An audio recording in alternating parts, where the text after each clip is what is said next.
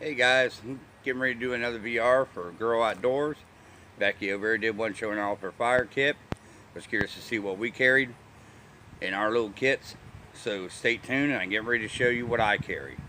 Back climate here is pretty comparable to what you face. Not quite as much rain, but November's coming and it's definitely going to be rainy. So my fire kit kind of changes depending on what I'm going to be doing for the day or for the weekend and what the weather's going to be. So here you go. Becky, basically what happens is I run a Molly system on my backpack.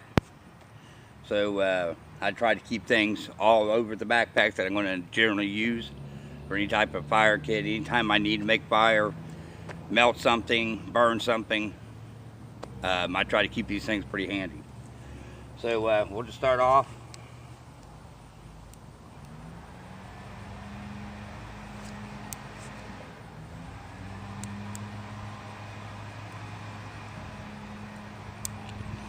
Roll jute twine.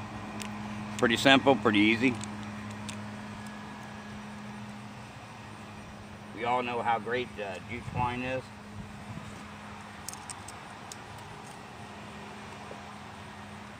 Next thing I'm going to show you, Becky, is a USB lighter. I know you keep a power bank for your phone. And this little thing here, right back here, if I get her off here.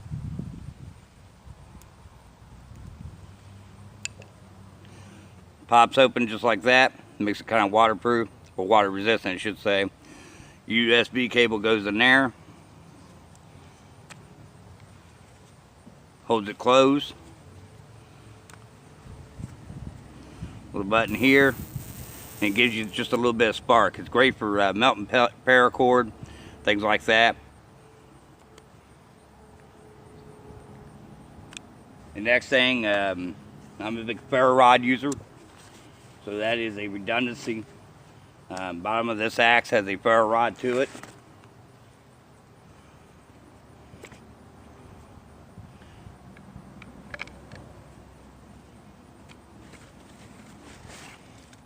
My tinder bag. The one thing that I've learned here in Ohio is that fat wood just works. There's no way around it. So what I've done is I shave fat wood down so we get shavings. If you're wondering what this white cotton looks like, it's called Kabat tinder. Grows on seed pods in a tree in Africa. And this is what they use to stuff high dollar pillows with. The stuff goes up almost instantaneously, so if you put some fat wood shavings like I got here, you strike out the ferro rod, it goes up. Fat wood prolongs your fire. In the event that I need to extend it even more, I keep about 7 or 8 nice good chunks of fat wood in here. So I can make more shavings if I need to. I can put these on a fire and stack them up. I can use this as a fire lay. And then any other sticks that I see that looks pretty good, I'll also shave those down. So we'll put this back down in here.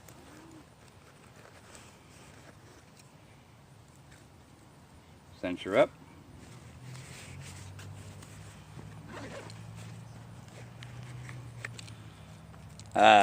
UCO waterproof matches.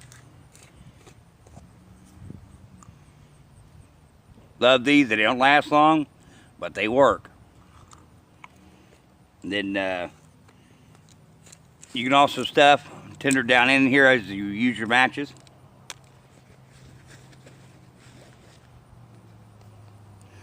Nice good ferro rod.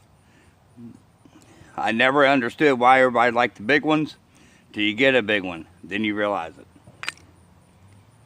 Pocket bellows. This is the one thing that I would say is just every bit as important as having a good tinder source. It extends out. For us older folks, it's like a car antenna that you used to be able to break off. But you can definitely keep the fire going with that, or get one going. Like I said, I'm a big fan of ferro rods, USC Strike Fire. It's short, but it works. The greatest thing about this is it actually will hold tinder in the back. So I like the little tinder wicks. You fluff these up, catches a spark almost instantaneously. Whether they're wet or not, I've never had any that didn't work. A little bit of orange tape around here, like duct tape, just flammability.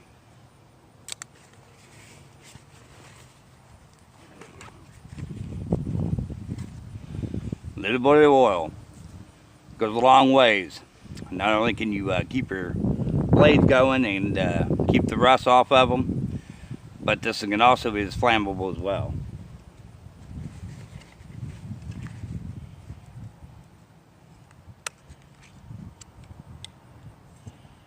This little chunk here is kind of like live fire. I really don't use it that much. It's more of a cardboard base, I think. But this is pretty good. This would be something I would use more as an emergency. Last but not least, just a tiny ferro rod, orange, so I can find it. It's in more jute twine. So that, Becky, is pretty much what I carry. That's my fire kit going into November, December, where we're looking at rain and snow. So I hope you like it, and feel free to leave a comment. Thank you.